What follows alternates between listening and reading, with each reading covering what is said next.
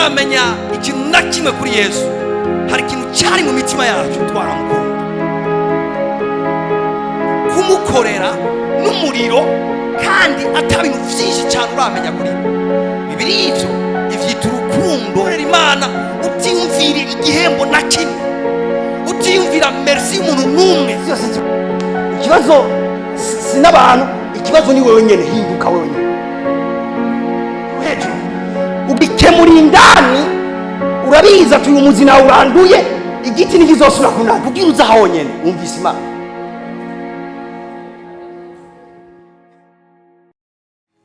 Tujane mumpe Luka 10 were ku murongo wa mbere. Mu nyuma y'ivyo umwami Yesu atoranya abandi 70, atuma babiri ngo bagende imbere yiwe mu bisagara vyose n'ahantu hose ahagira ace. Arababwira ati ivyimburwa ni vyinshi, ariko abimbuzi nibo bake. Nuko nimwinginge nyene ivyimburwa arungike abimbuzi mu vyimburwa vyiwe. Nimugende naba mbatumye muri nk'abana b'intama. Ndacari kwijambo nariko dimanche ivuga ngo nimugende ndabatumye nk'abana b'intama, abana b'intama mu mabingira. Ndabatumye nk'abana b'intama mu mabingira. Ibingira ni iki? Ibingira ni ibi mubona ngaho.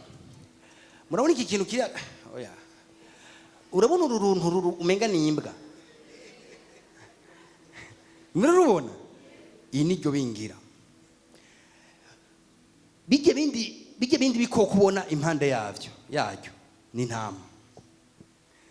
Murabona ko bigusaba kwihweza neza kugira ushobore gutandukanya ibingira n'intama. Entrete naho bisa, umwasi wa mbere intama ifise nibingira.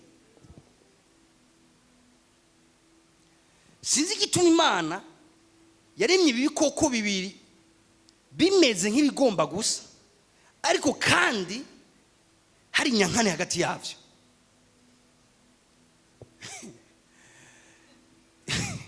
Bagisa nabi nenda ingene gikanura amazi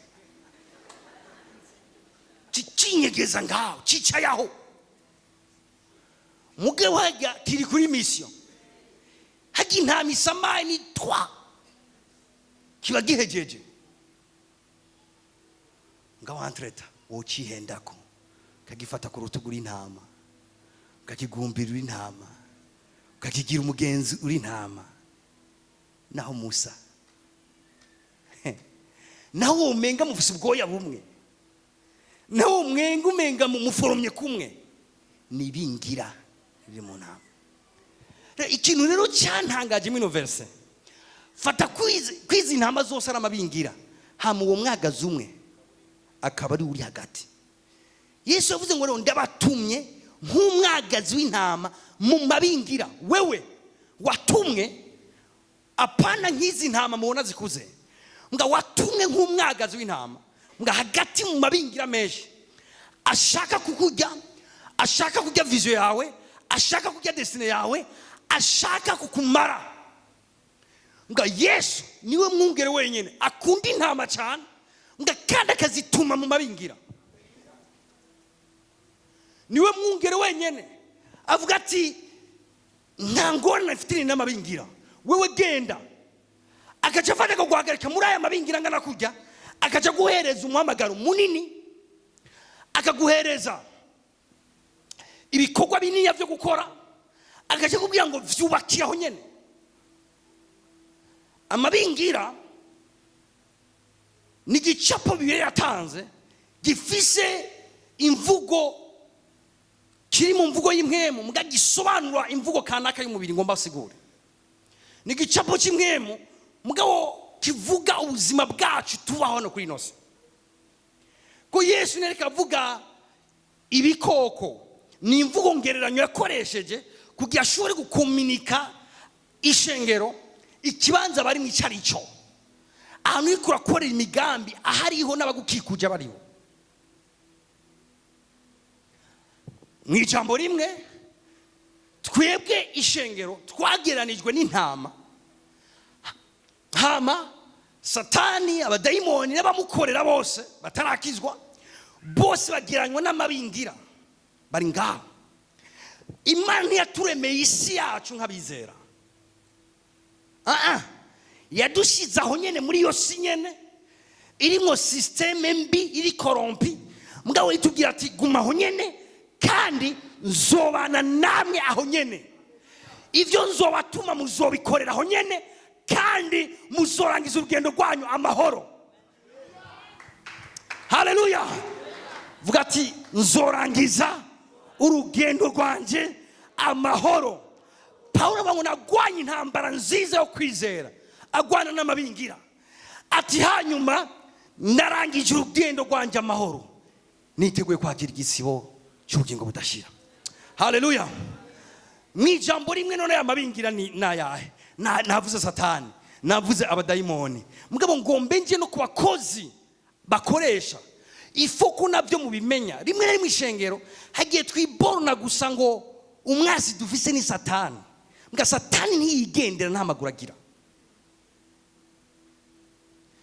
Agakarasinziza abantu benshi avuga ati jewe nta kibazo ufitaniye n'ibi nabiriye n'abantu n'iki. Ati ko jewe umwasi ufise ni satani. Yes, umwasi ufise ni satani. Mga satani ntagira amaguru niyo kwinjira mu nzu yawe. Satani ntagira amaguru ntiyoza kubomora business yawe. Satani ntagira amaguru niyo kwica ihorasyo. Mga satani akora gute? Satani asambura ubuzima bw'umuntu akoresheje umuntu.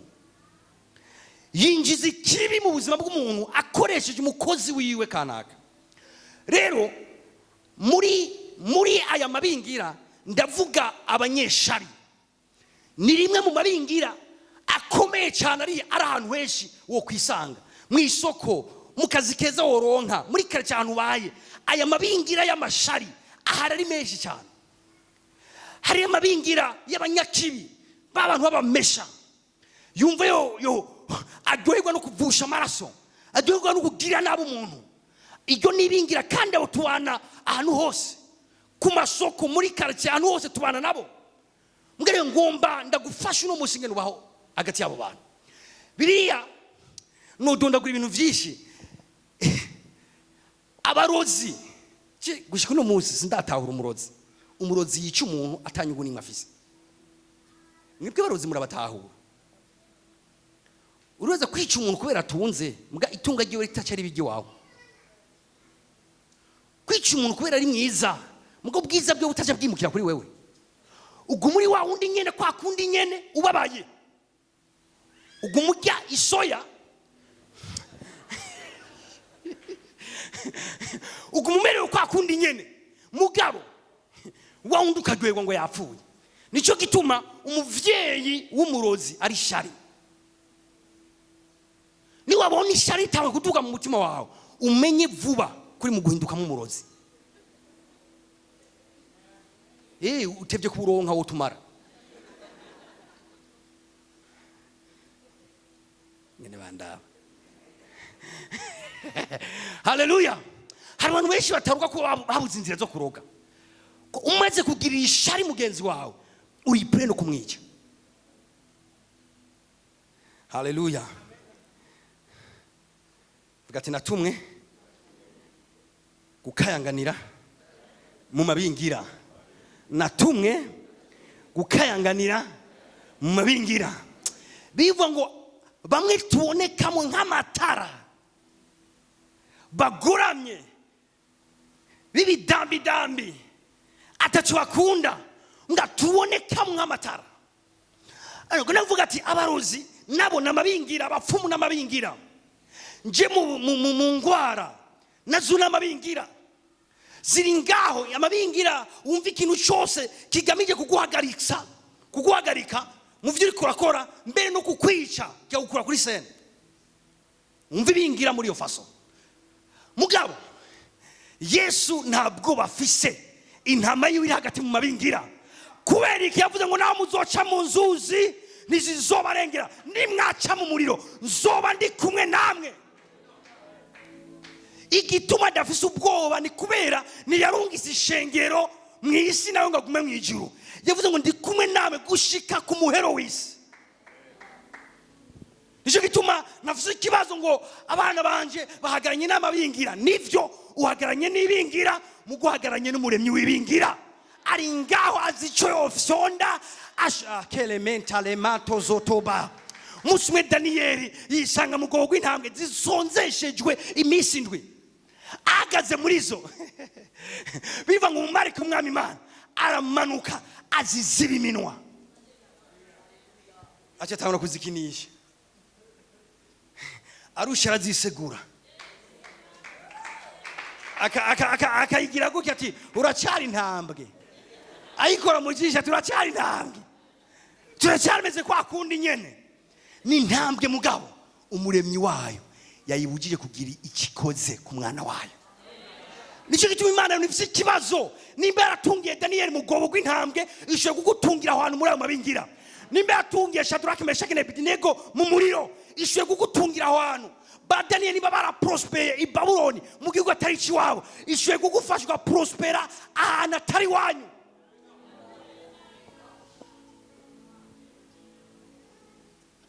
Haleluya. Vuga ati ntegerezwa kwaguka, ntegerezwa. Narakabwiye Dimashe, hari imigani kirundi imwe nkunda. Igiti kirakuriye mu babaji. James. Kandi igiti kitakuriye mu babaji, gikuze nta nayo kiba gifise. Iyo igiti gihagaze, kiti butoyi yari umubaji kandi yari umubanyi wanje. Ati bukuru ihasagiwe bukuru, ati nawe nyene yakora intebe, ati mugabo nakuriye ahanyene. Ugeze byagenze gute? Igiti kirakurira.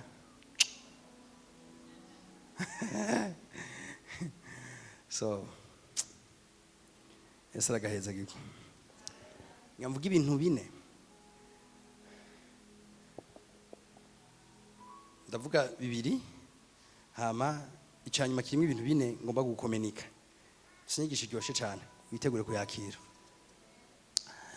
Munda kwigisha rero ibintu byo gutungira mu mabingira, byo gufasha ugo mu prospera mu mabingira.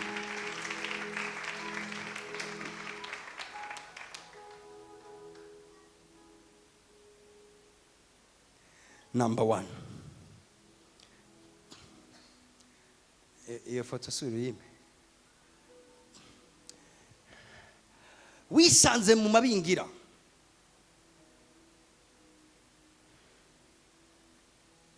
inyifato ya mbere wogira niyo.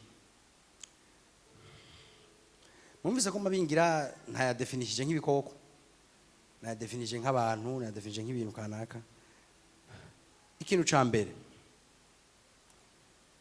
uri mu mabingira, iga guha agaciro abantu bagukunda gusumbya abatagukunda. Ndabisubiramo. Iga kandi nkumvugana na wewe nyene, iga guha agaciro abantu bagukunda, nawe baguha agaciro gusumba abantu batagukunda bataguha n'agaciro.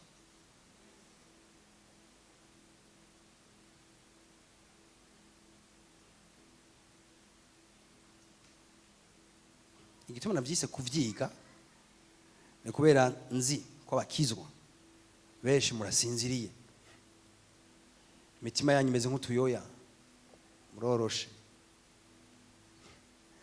Abantu bose bashobora kuronkamo ikibanza n'abarozi kabereza ikibanza. N'umuntu umwe avuga ati hamwe no tombora gasinzira no shankuramo, urashoboye kumuronkera ikibanza. Ndakubwira, iga ko ukeneye kubandanya kandi ubandanye, iga guha agaciro abantu bagukunda by'ukuri gusumba abantu b'indyarya batagukunda badashaka no gutera imbere. Bivuge ku gicaniro c'Imana.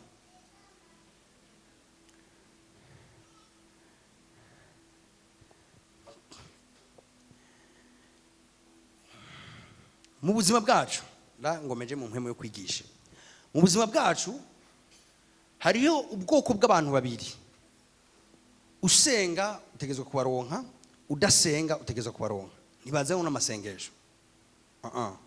Hari ubwoko bw'abantu babiri mutegezwa guhura, ubishaka udabishaka. Umugwi wa mbere w'abantu ni umugwi w'abantu bakwanka vya vrai.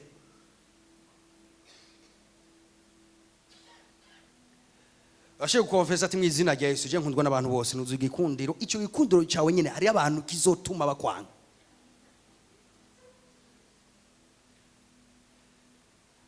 Usenge ntusenge, ukorera Imana ntukorera Imana, ube mukuri ntube mukuri, ko bumeze kose mu buzima bwawe utegerezwa kuzuronka abantu umugwi wa mbere bakwanka. Amen.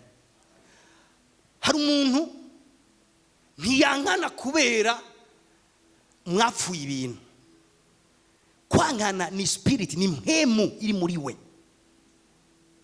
Ashaka kukuraba gutya akavuga ati umunsi wa mbere ndakubona nacyenda kwanga.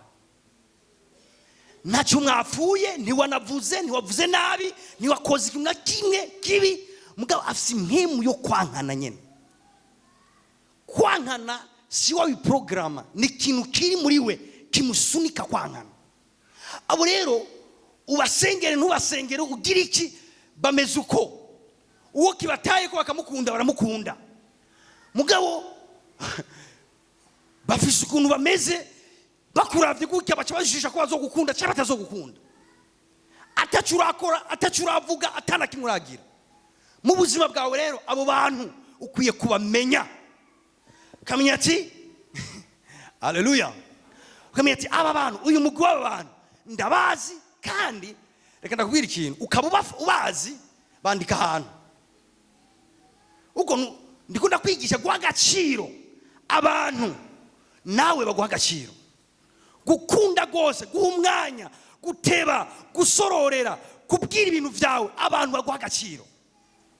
Abantu bagukunda. Praise God. Kugira ivyo bishore ubanza kumenya neza aba bantu ni bande mu buzima bwanje. Ubu umunyeshuri uzobaronka ku ishure, ube umuntu yibera muri quartier ngaho uzobaronka.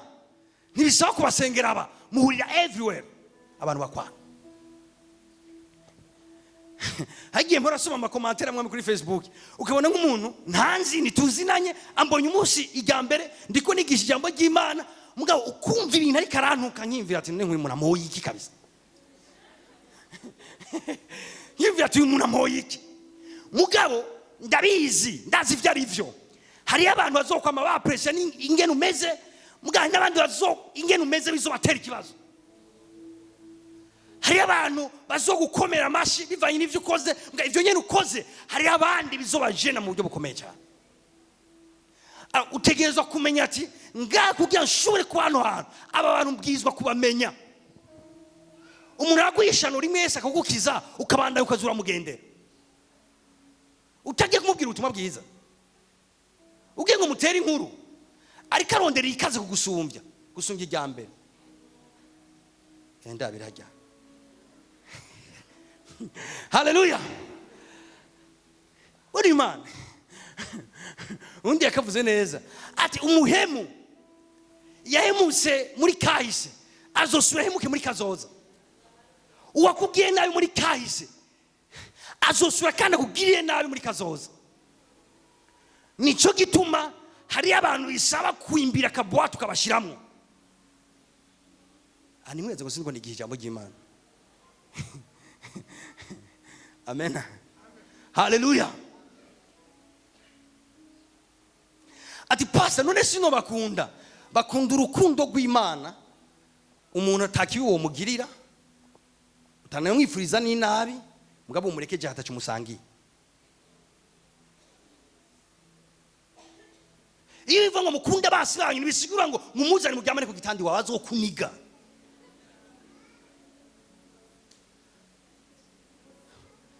Amen. Ikintu cyambere uyu mugwi ntushobora kuweshapa. Ubishaka utabishaka ntushobora kuweshapa. Umugwi wa kabiri. Haleluya. n'abandi bantu bagukunda vy'ukuri gata abantu bankunda.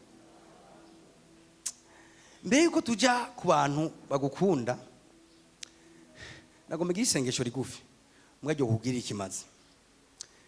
Fata amaso yawe, icyo kintu nasengeye no munsi mu izina rya Yesu Kristo, amaso yawe ahumuke umenya abantu mwahuriye ku nzira yawe cyangwa muzohureje ku nzira yawe mu izina rya Yesu Kristo.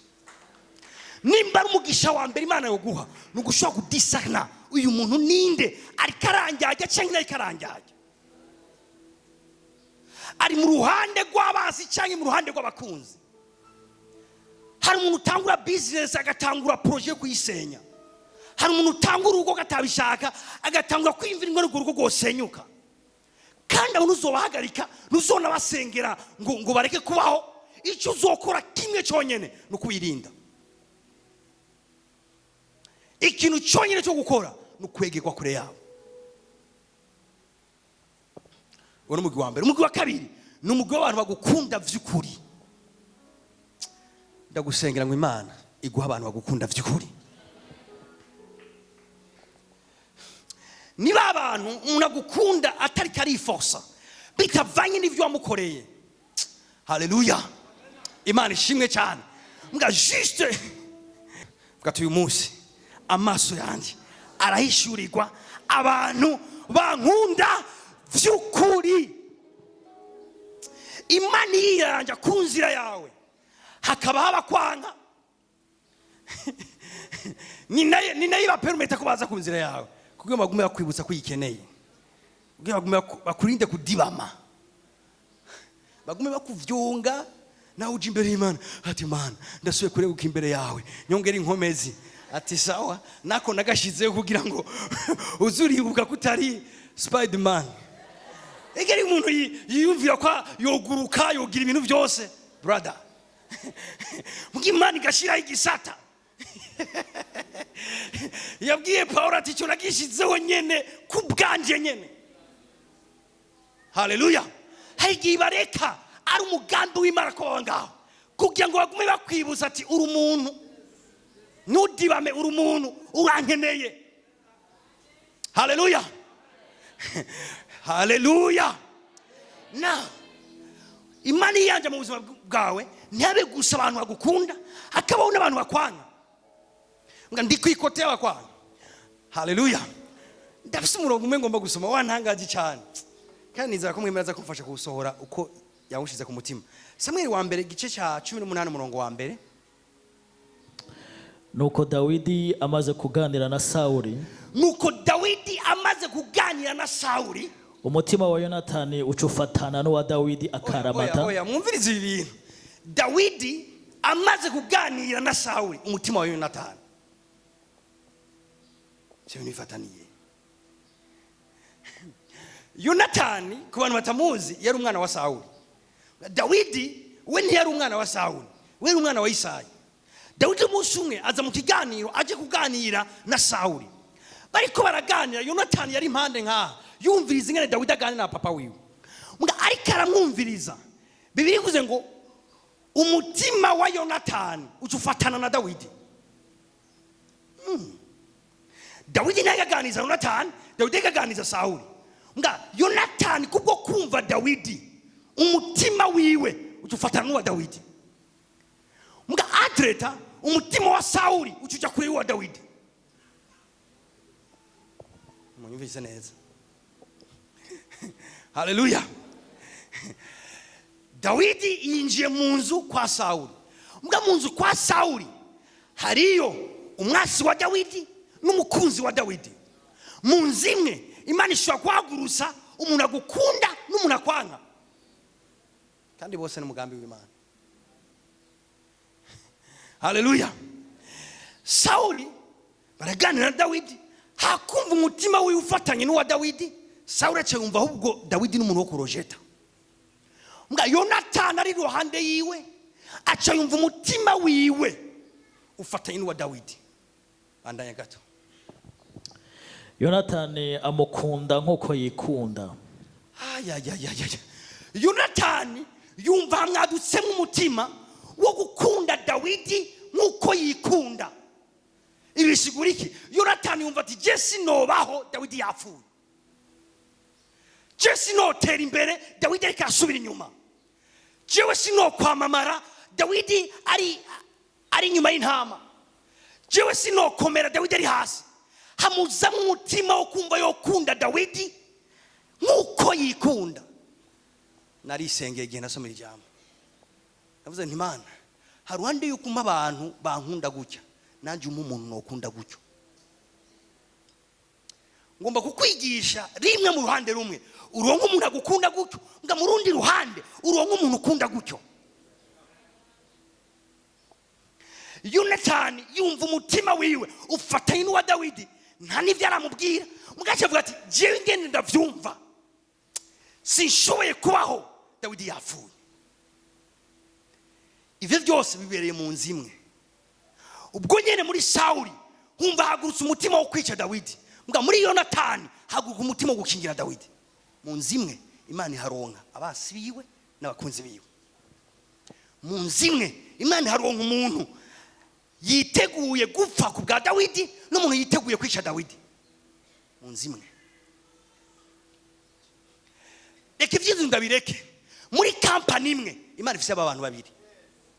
Hari abantu biteguye gukora ibintu byose bishoboka kugira wewe ubeho ugubwe neza muri yo kampani, mbwa n'abandi ntubibagire nabo biteguye kuguhonya abantu. Mu kibano kimwe hari umubanyi umwe ashobora kumuzamo umutima nk'uwa Dawidi nako nk'uwa Yonatani, n'undi mubanyi ashobora kumuzamo umutima nk'uwa Sawuli. Akavuga ati ndanamuwenye numva sasemwe naco mwapfuye. Akagera kududubereza kupangiye kumubayere ati uyu muntu aratubujije amahoro, nta mahoro mubujije, ni juste gusa umutima wiwe hamwadutse mw'impemu yaduka muri Sawuli. Haleluya. Mu gisagara nagomba umenye iki kintu, Imana ishoboye kuguha Sawuli itagwaye Yonatani. Sawuli yoca kwiyica. Imana uwikunda imuha Sawuli kugira ngo ugume wiyegereza Imana, ikacimuha Yonatani azomukingira ibitero bya Sawuli.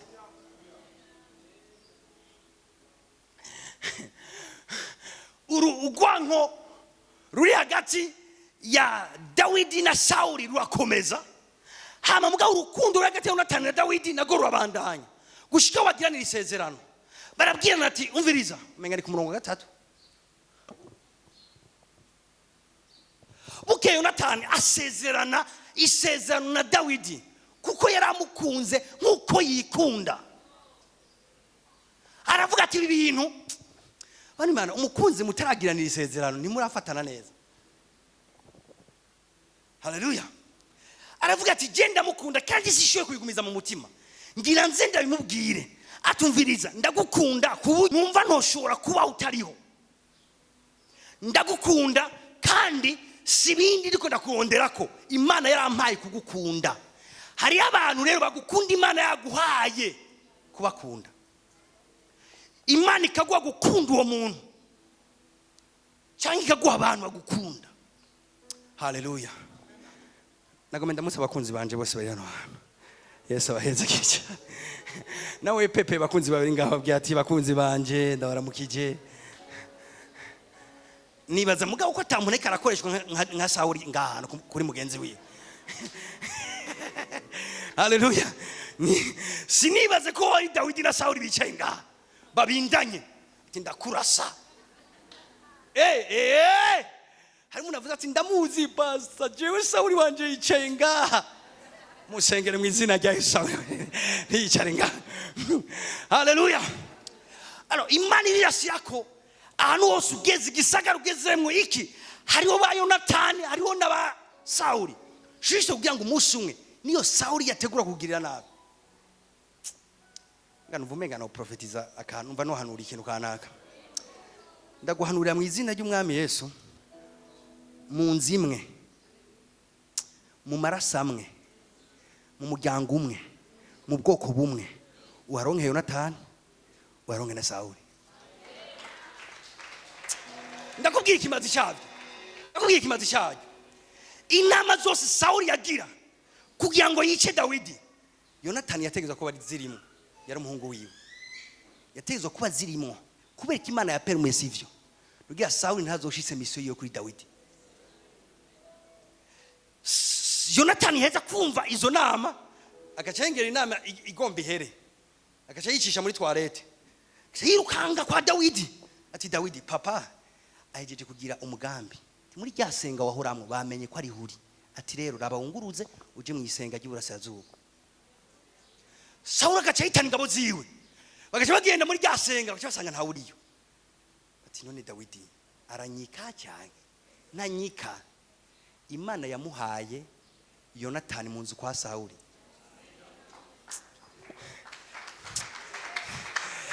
Ndagusengera ngo Imana igwe Yonatani mu nzu ku mubosi wawe, mu nshuti z'umubosi wawe.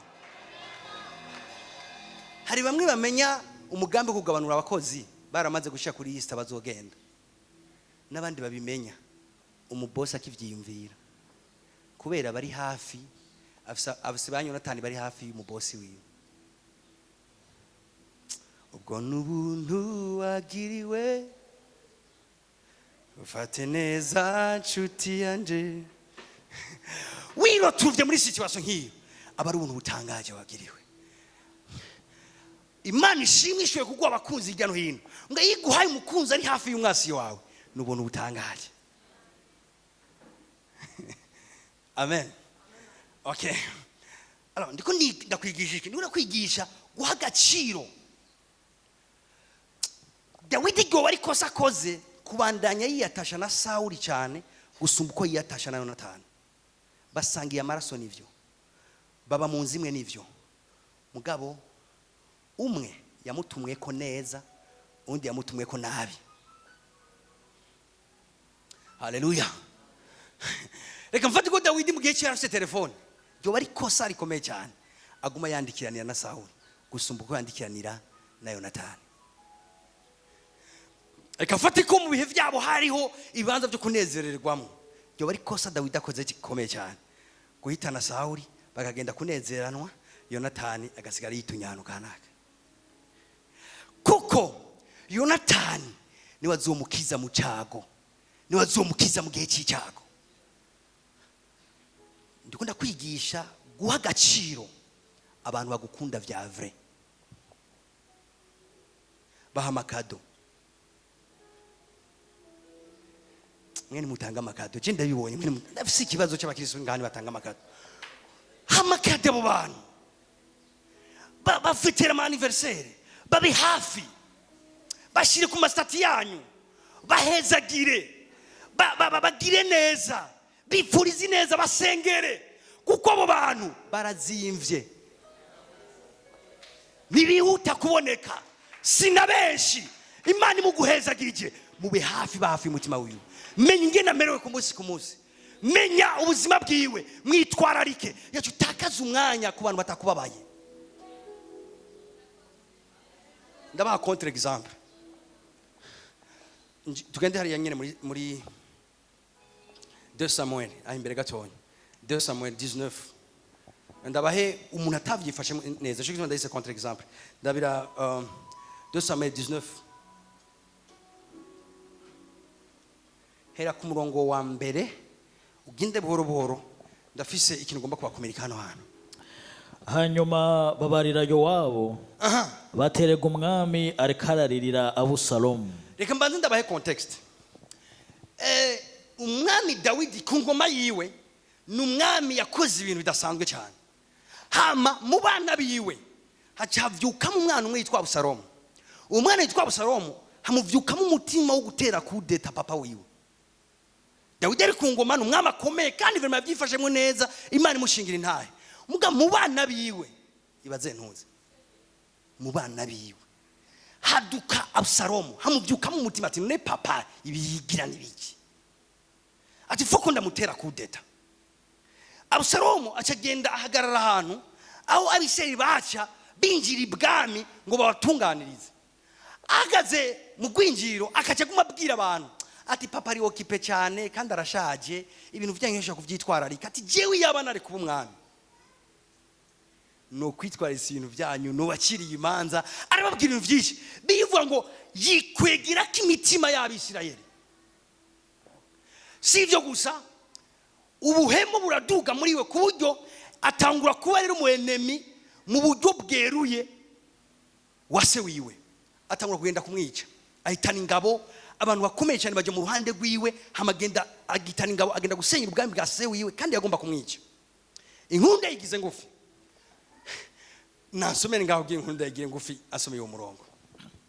Hanyuma babarira Yowabu baterega umwami ariko araririra Abusalomu Kereka ndababwira ibyaciye biba muri timu y'abasirikare ba Dawidi. Harimwe abasirikare bakomeye cyane, umwe muri abo ni uwitwa Yowabu. Uwo musirikare yitwa Yowabu yumvise umuntu aje guhangara Dawidi biramubabaza, yo mukunzi wa Dawidi yari yaragiraniye isezerano na Dawidi, hako wewe bazotembagaza ubutegetsi bwawe je nopfuma apfa. Bibiri ivuga ngo bari baratanze amagara yabo ku bwa Dawidi. Hama ucamumva ko abantu vrema barabakunzi biwe, bari abasirikare bakomeye, mugabo ajejwe ikintu kimwe, ni gute ubwami bwa Dawidi bwoguma buhangana. Uwo Yowabu amaze kuvyumva ko Abusalomu yagize ivyo bintu, Yowabu ahagurukana abahungu biwe, baca baragenda, inkunda yigize ngufi, bica Abusalomu. Bisha Abusalomu baca bazanira inkuru Dawidi. Dawidi yumvise iyo nkuru avuga ati Abusalomu yapfuye. Ati ego yapfuye. Aribagira ko nawe yakamurondera ngo amwice, atangura kumurira kuko yari umwana wiwe. Dawidi aha rero niho tugeze, soma rero uhere kuri uwo murongo wa mbere. Hanyuma babarira Yowabu baterega umwami ariko araririra Abusalomu amuborogera. Umvirize Dawidi, nibaza umwami, dabura umwami kurira, kandi kurira ko kuboroga no gusarisha, umwami ntaboroga. Avumagira ati mugabo Dawidi Abusalomu yapfuye, Abusalomu wanjewe. Umwami ariko ararira rero, c'est très dangereux. Umwami yarize, umviriza ibintu byaciye bibi. Uwo munsi umunezero w'uko banesheje uhinduka umubabaro mu bantu bose. Umviriza mwiruke, abishe ko banesheje Abusalomu yari insinzi, kuko Abusalomu yagomba gutembagaza ihanga kandi yagomba kwica umwami Dawidi.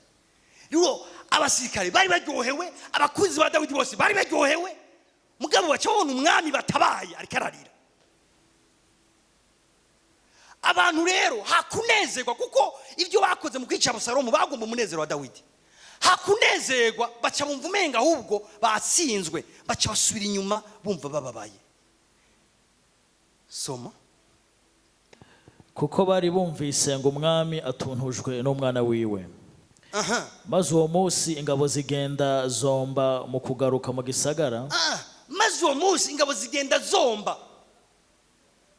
Kuyomboka muri vizera ivyo no kwinjira ahantu utagomba ko n'umuntu numwe yokumva ko winjiye aho hantu pure kuruno niko bavyita. Kubera mwibaze n'abasirikare basinze bari kuza kwinjira bavuga ati umwase twamwivunye muga kubera wumvise ko Dawidi ari karira Abusalomu kandi aribo bamwishe, avuga ati byava bidukorako pure binjira umwe wese ugantagira umenya ko nuko yari ku rugamba. Nkuko abahunze mu ntambara bagenda bomba bafise isoni. Umva bagiye nk'abantu bavuye mu ntambara basinzwe bahunze bagenda baromba. Kandi umwami yari yitwikiriye mu maso avuza induru ati yo. Umvise Dawidi nawe ivyo yararimo ngo yari yitwi man Dawidi ndamukunda ariko ahantu yarayifashemo na yarameze gutyo. Soma. Maze kandi umwami yari yitwikiriye mu maso, murabega imbere avuza induru. Yari yitwikiriye mu maso avuza induru ivuga gute? Ati yo mwananje Abusalomu, ewe Abusalomu, mwananje we. Ega ndiko ndasoma, ega si ibintu ndiko ndafunda, engi bijya birandise. mwananje Abusalomu, ewe Abusalomu, mwananje, mwana wa, ewe mwananje we. Dawidi gisabye cy'Imana gisizwe bakitazi kuvarohiza abakunzi.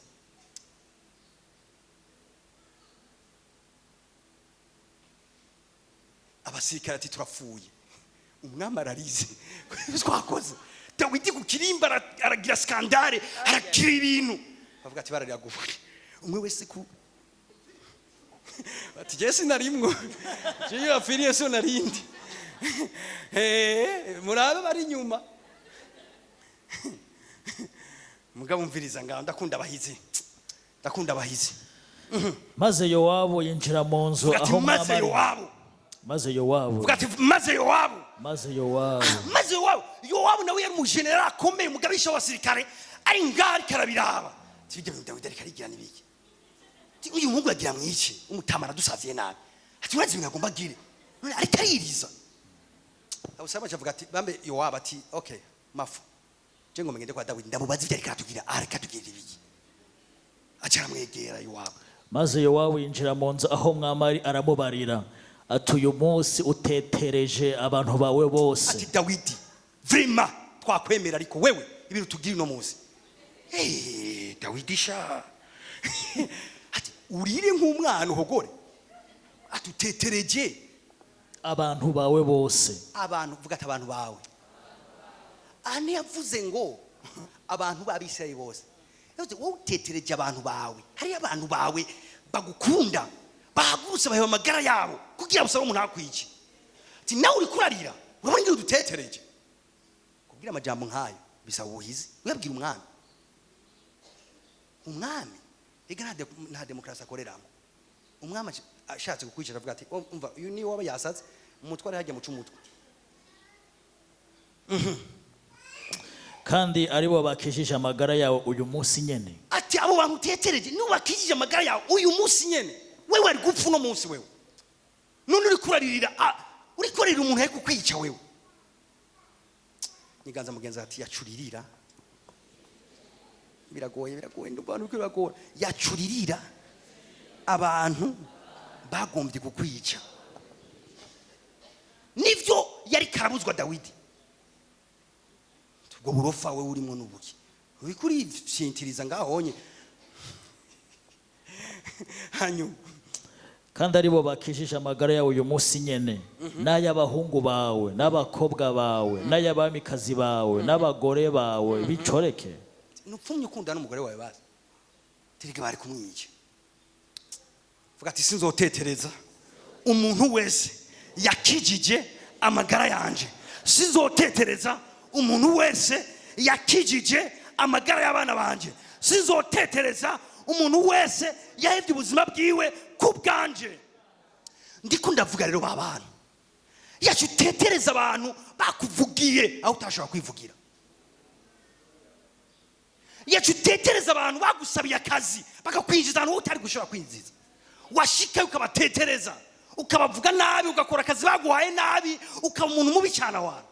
Yacutete ibuka umuntu yakugiriye neza abantu. Nivyo Dawidi vyamugoye. Dawidi yananiwe no kwibuka aba bantu nibagiye mu rugamba kubera abo barasa ntibapfe, bari bemeye gupfa. Mga barahitamo kujya mu rugamba kugira jewe n'abana banje n'umugore wanje n'inshoreke zanje bakire. Urumva iyo riske? Abakunzi rero nkaba bafata amariske nkayo yo guhebera umukate, wewe akajya igitumbura cy'amafaranga 500, uri kujya umukate wa 500 ibihumbi 200. Aguhaye gaciro. Mugabo ntukora ikosa Dawidi yakoze yo gutetereza abakunzi biwe, yo gufata minenegwe ibikorwa by'abakunzi biwe.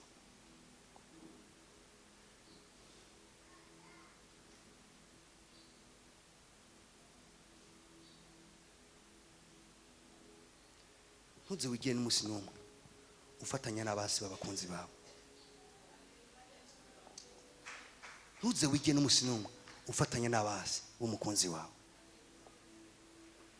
N'umusi n'umwe uzobutetereje umukunzi wawe. Kandi abo bantu urabafise ndabizi. ni ba bantu bawihebuye ukabona baraguserutseko ubwo ati komera ubuzima buracyahari imbere komera ubuzima burabandanya abo bantu uze ugira batetereza no musino Dawidi yakoze ikosa ryo kudakonsidera igikorwa cyo kurokora amagara yiwe Yowa baravuga ati no gupfasha kefe ati Dawidi ibyo uriko tugira nibiki wewe turitanga tugahiba ubuzima bwacu ukajuza kugira ibyo uriko uragira Dawidi ibyo uriko uragira nibiki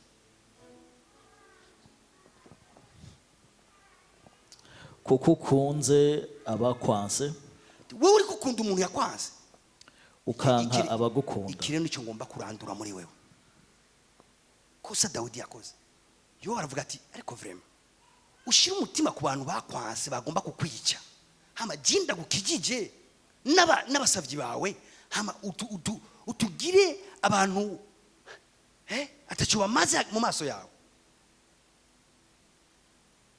Dawidi ariko aramwumviriza Yowa baramubwira ati ukunze abakwanze wanka bagukunze vuga ati nzokunda abankunda ubwa mbere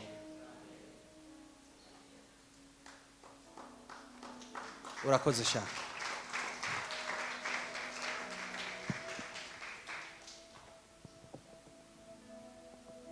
ibandaniriza erego uyu munsi werekanye yuko abagabisha n'abasavyi ari nk'ubusa kuri wewe uyu munsi werekanye wa mukunzi wawe ko ari nk'ubusa imbere yawe werekanye wa muntu yari ishure ko ari nk'ubusa imbere yawe werekanye wa muntu yakurondera permis de conduire ko ari nk'ubusa imbere yawe werekanye wa muntu yakubahisha ahantu kanaka ko ari nk'ubusa imbere yawe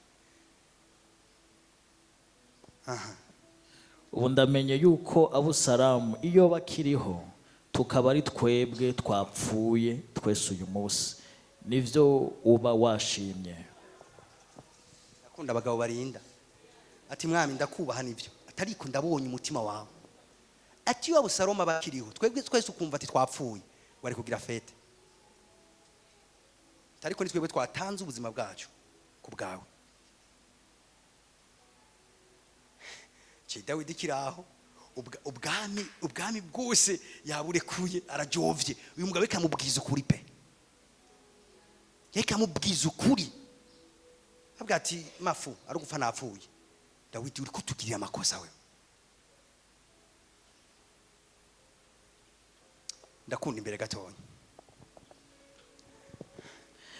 nuko none nuhaguruke usohoke aje mubwira ati Dawidi ndakugisha n'inama ati haguruka hagarika kurira hagarika kwidodomba Abusalomu napfe yagutanze uyagira kwiki engene banda muranka gapfa umuntu Imana yapfuye ibona ikemera ko apfa pame ni sawa nuko none nuhaguruke nuko rero nuhaguruke usohoke wihanagura ayo marira ucurire amajambo abasavyi wawe yo kubahumuriza ugende uremeshe abasavyi babahumurize ubabwiye ati mwakoze neza murakamwica nta nzu uhoraho nk'indahiro nutasohoka nutabigira uko nta muntu n'umwe aza gusigara twese turakuvako twigire uradutegereje kandi ivyo zokubera nabi kuruta ivyago wakabonye utagomba gutakaza abakunzi bawe baha agaciro n'igikorwa cyawe niko bababwiye Dawidi ati ukamuntu utagiye guha agaciro abakunzi bawe turaguheba twese urabizi abantu bagukunda si uko ukundise gusumbya abandi nuko Imana yabahaye kugukunda nutabaha agaciro bazokwigira nibyo Yowabu yariko arabwira Dawidi ati Dawidi twebwe kuba twaratanze amagara yacu siko tutashaka kubaho tina twebwe turashe turava amaraso mugabo twarabiretse kugira wowe uhangame uhagarare neza ati rero emera kuduha agaciro turigira hanyuma usigare wenyene uburi Abusalomu uburi n'abakunzi bawe byose bice birangira usigare wifumbereza